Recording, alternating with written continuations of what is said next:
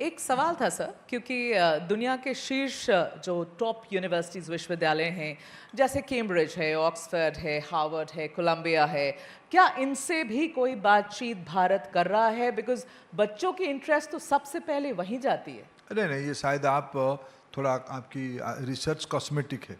क्यों? ये प्रीमियर है, सब बच्चे ऐसे नहीं जाते। हाँ, मैं पूछ रही हूँ कि क्या नहीं उनसे नहीं, भी बातचीत है? देखो, अभी मैं उसको ऐसे उत्तर देना चाहूँगा कि भारत में 1200 यूनिवर्सिटी है, जी। लगभग क्वालिटी ऑटोनोमस कॉलेज 4000 है। ये जो लगभग 4-5 हजार इंस्टीट्यूशन है, ये दुनिया की सभी कोने में, सभी देशों में, सभी इंक्लूडिंग आप जिनको आपने प्रमुख यूनिवर्सिटी कहा, इन सभी यूनिवर्सिटियों के साथ सभी की student exchange programme, academic type, research type, ये सभी प्रकार की एंगेजमेंट है।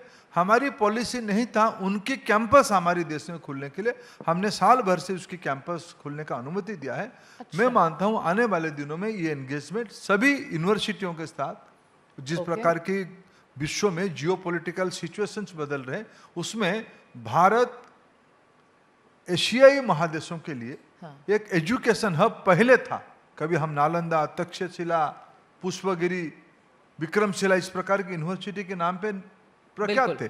मेरे को लगता है कि 21वीं सदी में भारत एशियाई महादेशों के लिए, अफ्रीकाई महादेशों के लिए एक फेवर्ड डेस्टिनेशन ऑफ नॉलेज होगा, उसके सारे लक्षण दिख रहा है।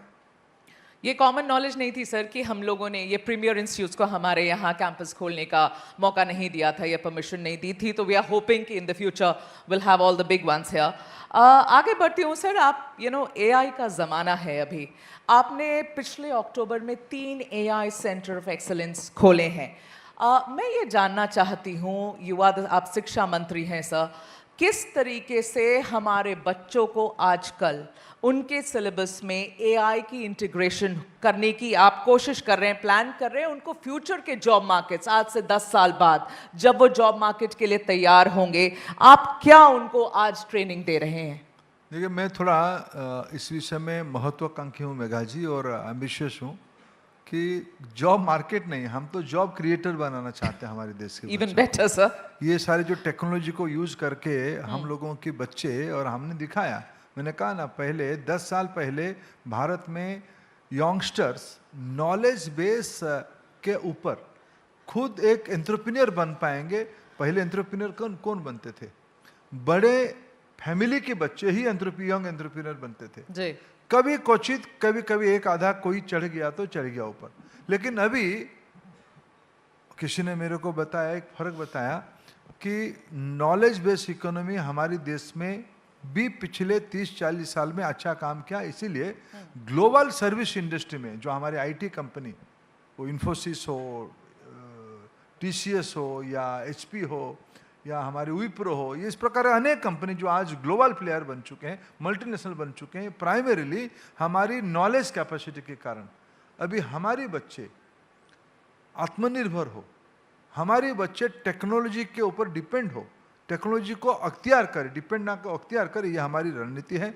इसीलिए मैं धन्यवाद दूंगा प्रधानमंत्री जी को, उन्होंने पिछले दिनों में बजट में 4 सेंटर ऑफ एक्सीलेंस का दायित्व एजुकेशन को दिया है। एक एग्रीकल्चर में AI in agriculture, AI in sustainable cities, AI in health care. अभी इस बार के बजट में एआई इन एजुकेशन, जैसे मैंने कहा कि भारत में अभी 30 करोड़ बच्चे हैं फॉर्मल एजुकेशन सिस्टम पे, इनके अनेक सारे प्रश्न है जी, अनेक सारे जिज्ञासा है, अनेक सारे लेवल्स को उनको छूने के लिए व्यग्रता उनके मन में है।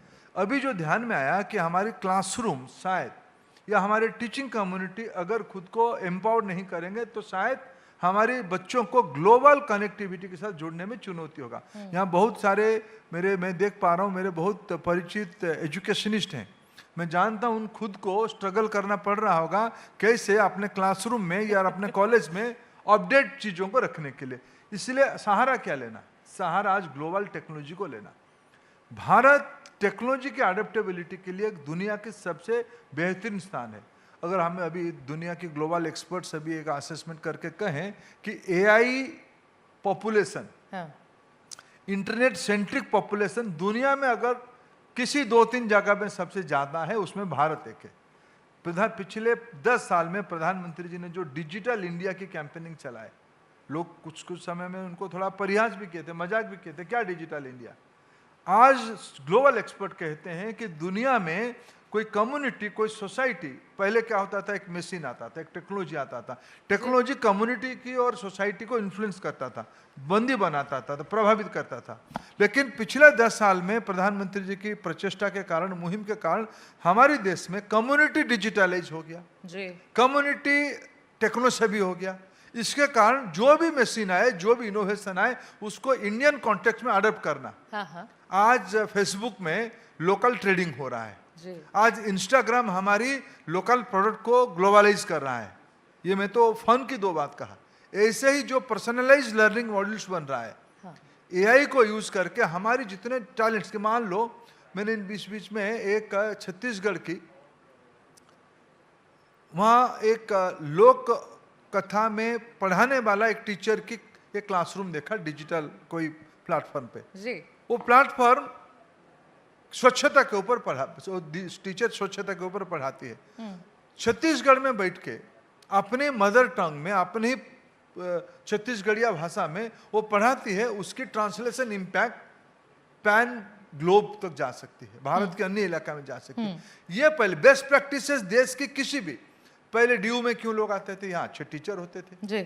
सेंट स्टीफन में क्यों पढ़ते थे, यहाँ अच्छे टीचर है। आज टेक्नोलॉजी ये मौका देगा, सेंट स्टीफन की लेक्चर भी हमारी गुवाहाटी, क्या कामरूप के अंदर जाके कोई छोटे कॉलेज में भी हमारी बच्चे पढ़ पाएंगे। टेक्नोलॉजी इस प्रकार की मौका दे रहा है। भारत तेजी से इस चीजों को अडॉप्ट किया है, समझा है, और हम उसको एक पर्सनलाइज लर्निंग मेथड्स को हम कितना डेमोक्रेटाइज कर पाएंगे, ये हमारी प्रायोरिटी है।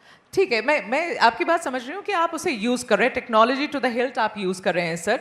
लेकिन मैं ये जानना चाहती हूँ, शायद ये सही नहीं होगा आपसे पूछना कि आप AI as a subject introduce कर सकते हैं या नहीं, लेकिन एआई में ट्रेनिंग स्कूलों में क्या मैंडेटरी करेंगे? क्योंकि अब तो आप देखिए हर रोज ही चीजें बदलती चली जा रही हैं सर। देखिए, मैंने उल्लेख कहा कि इस बार एआई फॉर एजुकेशन की जो सेंटर ऑफ एक्सीलेंस बन रही है, उसमें यही मैंडेट है कि एक किंडरगार्टन की, बाल बाटिका की बच्चे की लर्निंग में, उसमें हमने कहा कि गेम बेस्ड होनी चाहिए, टॉय बेस्ड होनी चाहिए। उसमें टेक्नोलॉजी, एआई कैसे मदद कर सकता है।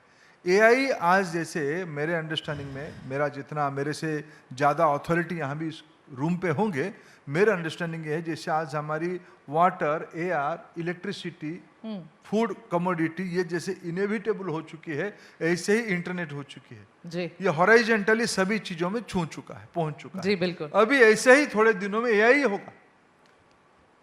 इंटरनेट एक व्हीकल है, उसके ऊपर एआई की एक बहुत बढ़िया गाड़ी चल चुकी है। उस गाड़ी में बैठ के हमारी सभी बच्चे एज अप्रोप्रिएशन करना पड़ेगा। मेरे ख्याल से भारत की जो, मैंने कहा ना कि भारत में एक चीज है जिसको कभी कभी वेस्टर्न एनालिसिस करने वाले लोग हमको कहें कि ये जुगाड़ू लोग हैं। भारत जुगाड़ू नहीं है। भारत की टेक्नोलॉजी अडप्टेबिलिटी दुनिया की अन्य कोई देशों से ऊपर है। इसीलिए हमने 600 करोड़ रुपया में बिना आईआईटीएंस के मदद से चंद्रयान 2 को सफल चंद्रमा तक पहुंचाया। ये हमारी कैपेसिटी है। हमारी स्कूल्स, हमारी कॉलेज उस दिशा में, एआई एक हॉरिजॉन्टल टॉपिक है। सभी स्तर पे हम एज अप्रोप्रिएट उसको कैसे एनेबल करेंगे, उसमें हम प्रायोरिटी दे रहे हैं।